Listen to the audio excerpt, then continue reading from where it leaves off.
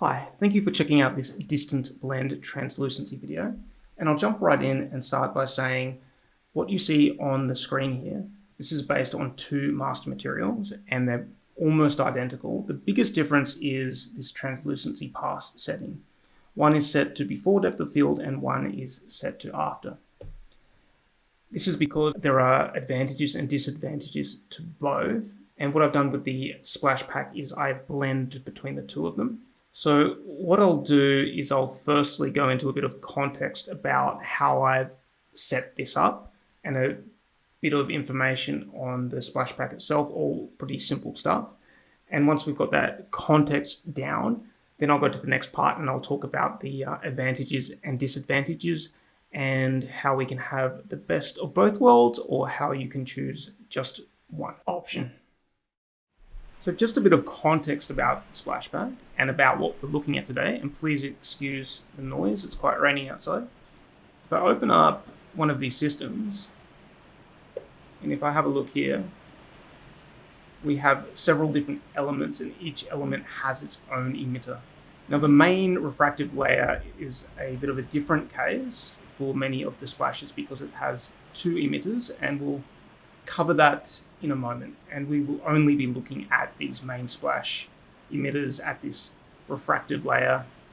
And I'll also mention that what we've got with these emitters is they are playing back a simulation, and that simulation is being applied to a mesh.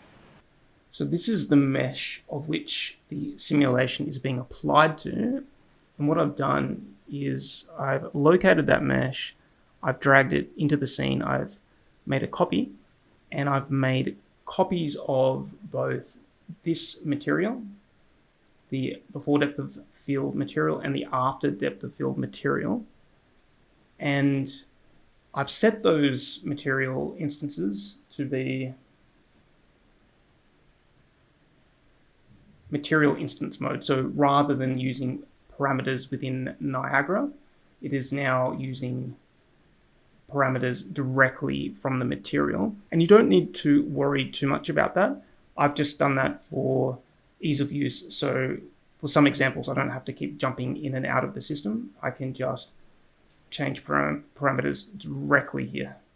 I can just make things a bit more efficient when I'm debugging just the material. Cool, so now that we've got the context down, now we'll go in and have a look at the advantages and disadvantages of both, and then we can choose either best of both worlds or one or the other. And what I'll do is start by playing this, and we can see with the legacy splash pack, if the camera is at a distance, as it is here, there can be a fair bit of noise. And I've just zoomed in, I've cropped in, so we're having a closer look at the pixels, and we can see quite a bit of noise here. And that is partly due to using a material that is using a before depth of field setting.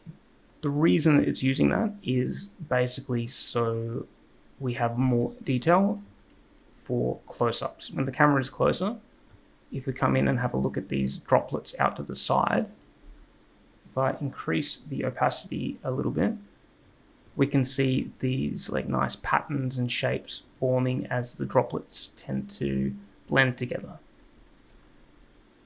However, this setting is more noisy and can be especially so at a distance.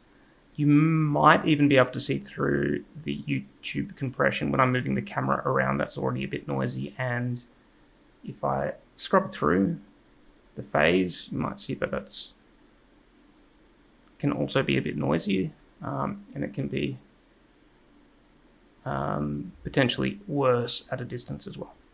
So if we have a look at the after depth of field copy here, then we can look at these droplets out to the side and we can see that they're kind of blobby and they're not really connecting together that nicely, but there's not much noise, it's very clean. And even if I move the camera back and I scrub through,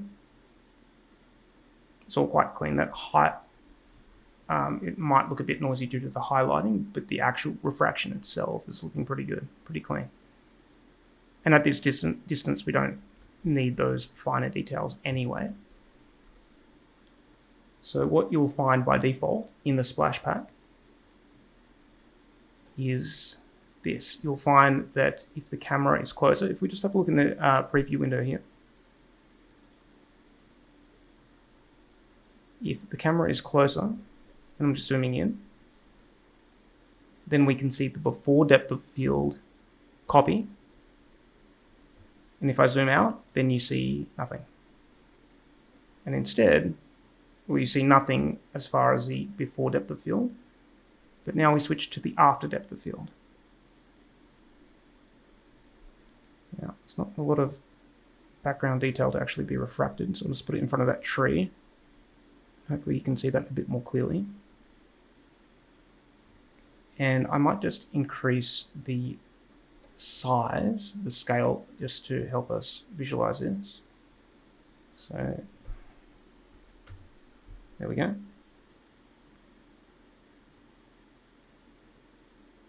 But if I zoom in, we fade out and we can't see anything. We can see part of it until we zoom very close in and then nothing. So I'll zoom out again and there we go, it appears. So if we want to just have only the after depth of field or only the before, it's very easy. And I'll firstly delete this because we won't need this anymore. We will only be choosing one option. So if I want only the after depth of field, I turn this one off and then I turn off the fade in at distance. So now at any camera distance, we only have the after depth of field version. Really simple. And the vice versa, if we only want this version, we turn this one off and we also turn off fade out at distance. And now at any camera distance, we have the before depth of field copy. And that's it. Cool. Thank you.